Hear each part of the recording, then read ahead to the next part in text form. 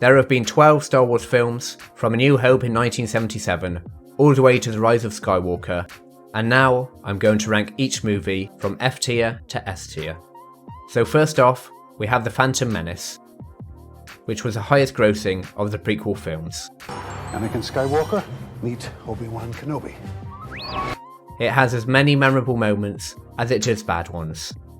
Obviously, I have to talk about Jar Jar, and even as a kid, I found him quite annoying.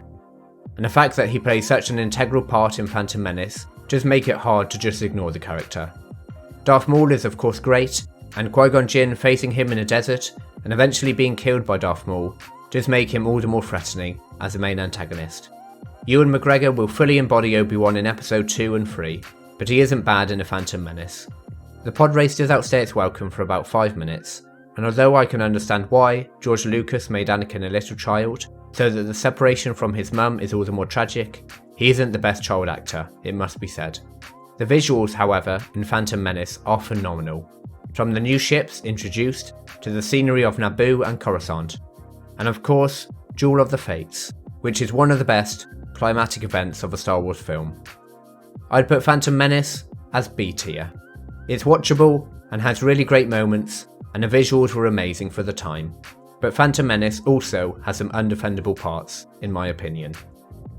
Next up is Attack of the Clones.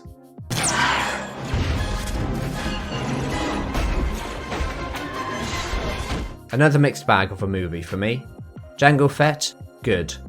Mace Windu, good. The Clone Army and Jedi taking on the Separatist droid army, good. And the introduction of Christopher Lee's Dooku and him fighting Obi, Anakin and Yoda, great. But a very bland start and middle section, with a few failed assassination attempts on Padme, and Obi-Wan finding Kamino and the Clone Army, makes for a very dull first half. I do enjoy the political side of Star Wars, with Palpatine's rise to power, and playing both sides off against each other, but there are way too many meetings in the Senate building, and the Jedi Temple. And a little bit less of the Anakin-Padme corny relationship would improve Attack of the Clones. So I'm afraid Attack of the Clones goes into D tier. Now sitting in between the time period of Attack of the Clones and Revenge of the Sith, we have Star Wars The Clone Wars, the Filoni and Lucas animated film. No, I'm the one with enthusiasm. You're the one with the experience, which I'm looking forward to learning from. With a wide release in 2008, Clone Wars is the only Star Wars animated film, and from the critic and audience feedback, it's possibly the last. There are some things to like in the Clone Wars, such as the action scenes between the clones and droids, and a relationship between Obi-Wan and Anakin, but we all know it is a bad film. The lip sync to the voice acting seems to be half a second delayed, the visuals are very ropey at times, and Ahsoka, now a fan favourite, is very annoying. Basically, everything good in the Clone Wars TV show is okay in a Clone Wars movie, and every issue in a Clone Wars TV show is 3 times as bad. Good for kids, but no one else really. I'm going to put the Clone Wars TV show in E tier. Next up, Episode 3, Revenge of the Sith. Do what must be done. Now this is where things get interesting. Revenge of the Sith is a film I really enjoyed as a kid, and I still enjoy as an adult. It's interesting to see how different each prequel movie is, and by Revenge of the Sith, Lucas sort of gets back to form. I mean, come on, Revenge of the Sith has some great characters and real iconic moments. From minute 1, Revenge of the Sith sets the action-heavy darker tone, now with some decent chemistry between Hayden Christensen and Ewan McGregor. The opening scene has them flying over Coruscant as a massive battle in space ensues. They board Dooku's ship, and Anakin beheads the Sith Lord, and then the pair take on General Grievous's Magna Guards, and finally land the ship successfully, saving Chancellor Palpatine. Truly one of the best openings of any Star Wars film. Yes, there's political meetings that happen too often, and yes, the green screen does remove you from the action at times, but there are so many brilliant sections in Revenge of the Sith. Order 66 is one of the most tragic and emotional moments I've seen, and Yoda vs Palpatine, Obi-Wan vs Grievous, Mace Windu vs Palpatine, and then Obi-Wan vs Anakin is just a balls to the wall film. For me, Revenge of the Sith is A tier. Next, we have Solo, A Star Wars Story. Hey kid, I'm putting together a crew. The only Star Wars film to make a loss at the box office, Solo is a fun, space heist movie. Is it a movie that fails to justify its own existence? Absolutely. A pretty decent cast, with Alden Ehrenreich actually not too bad as Han Solo, Donald Glover as Lando, Emilia Clarke as Han's old flame, and Woody Harrelson as Han's mentor. The colour palette of the film is terrible, and the first 20 minutes are a real slog, but after the slow opening, Solo barely takes a breath, and has a good double-cross ending that I really enjoyed. Is it good? Yes, it's a fun blockbuster film. Does it feel like a Star Wars movie? Absolutely not. So I'm placing Solo in D tier, alongside Attack of the Clones. Another movie set in between Revenge of the Sith and A New Hope is Rogue One. There is a 97.6% chance of failure. He means well. Now Rogue One managed to succeed in all the areas that the other Star Wars spin-off Solo failed in. It had a story that tied into the original trilogy and in fact made A New Hope better. As from Rogue One, we now realise how difficult it was and how many lives were lost in order to steal the Death Star plans. K2SO added probably the best comic relief from a side character we've had in any Star Wars film, and a space battle at the end was great. Also, Rogue One had the courage to kill off the entire cast, and that is something that was a big risk, but for me it absolutely deserves praise, as it increased the stakes tenfold.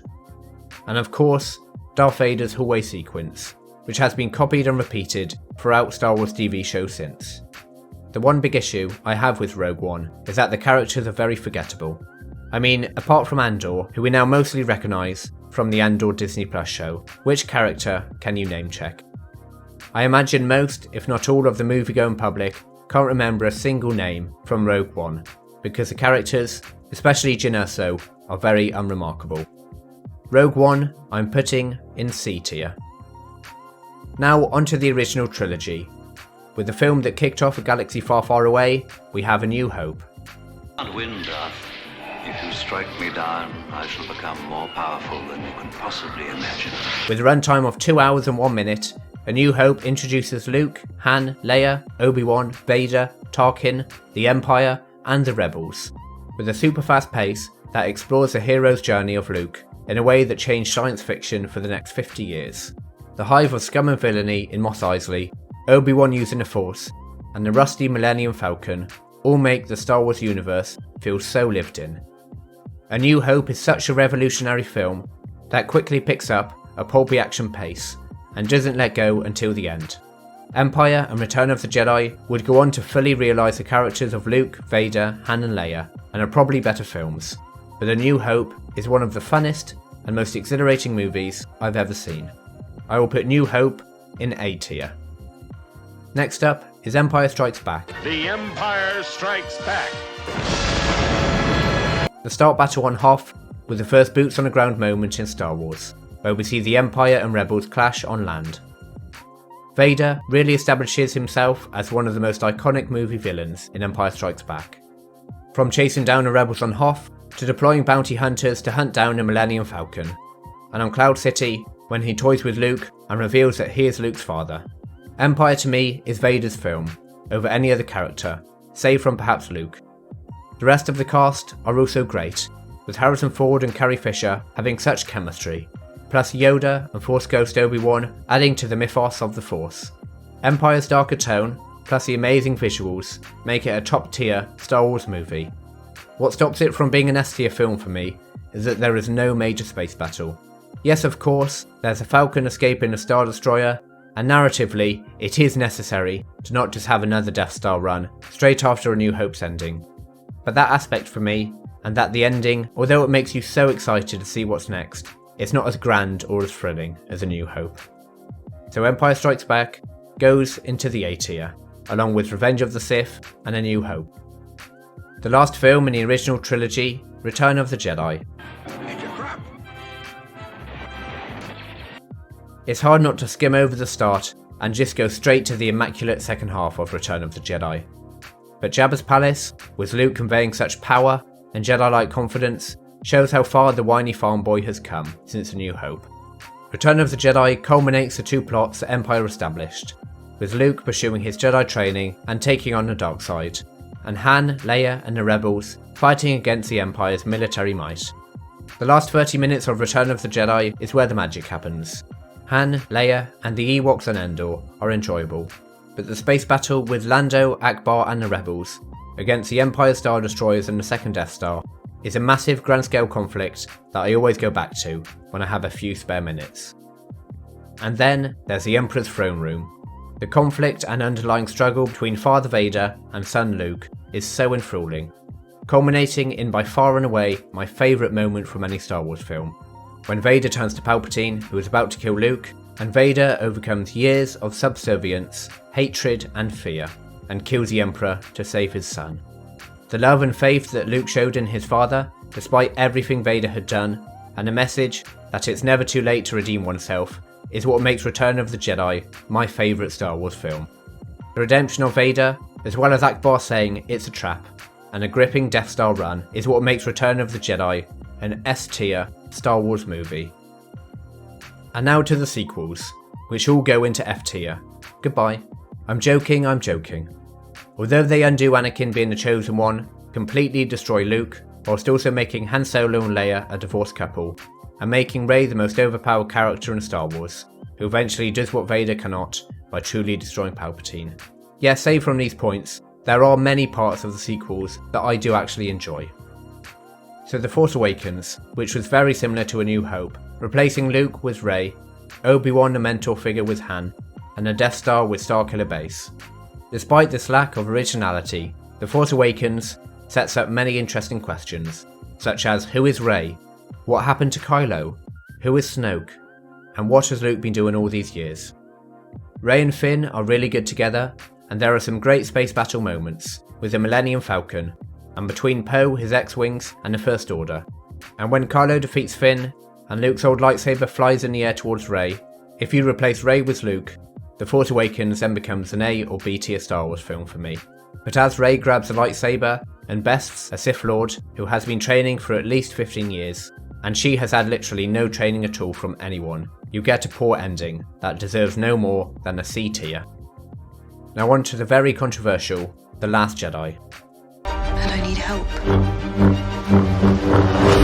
Now it's definitely not a good Star Wars film.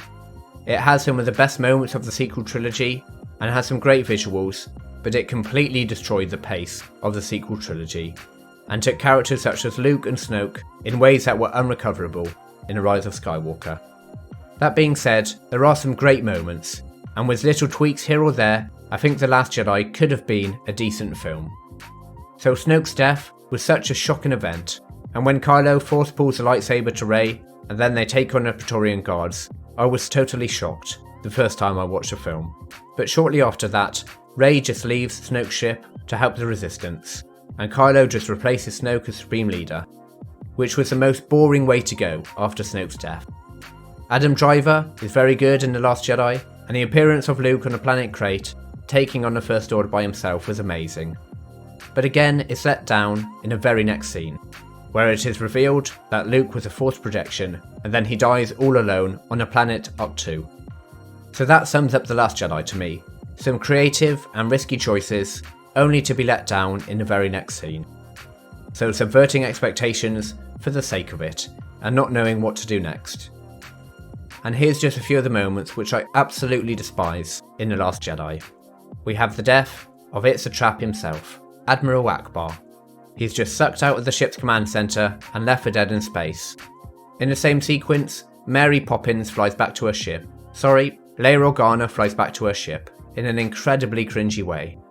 Poe Dameron makes a your mum joke at the very start of the film, Canto Bite, and the incredibly annoying Master Codebreaker DJ, Rose robbing Finn of a sacrificial death, and then the Guerrilla Walker blows up the Resistance base as she kisses Finn.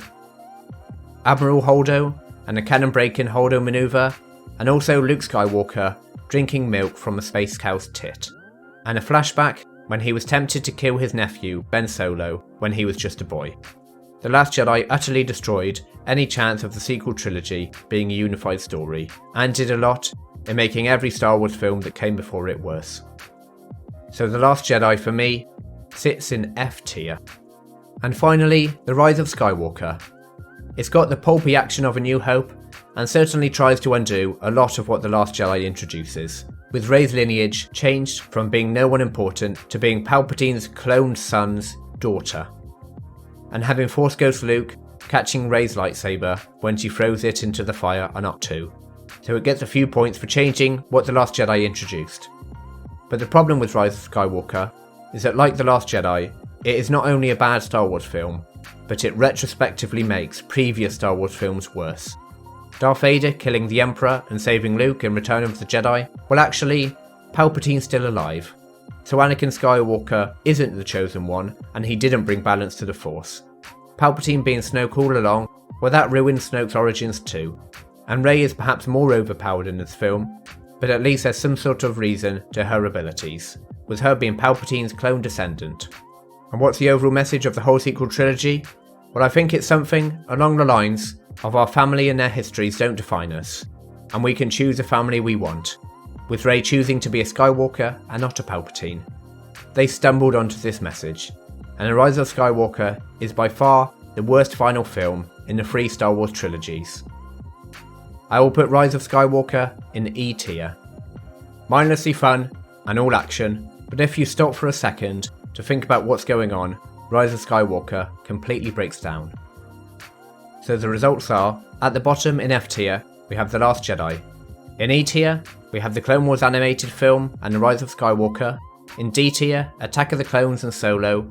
Moving up to C tier, we have Rogue One and The Force Awakens. B tier is Phantom Menace, and in A tier, we have Revenge of the Sith, A New Hope, and Empire. And in S tier, the winner of this ranking list is Return of the Jedi. So there we have it, the official Film Club Star Wars film ranking list.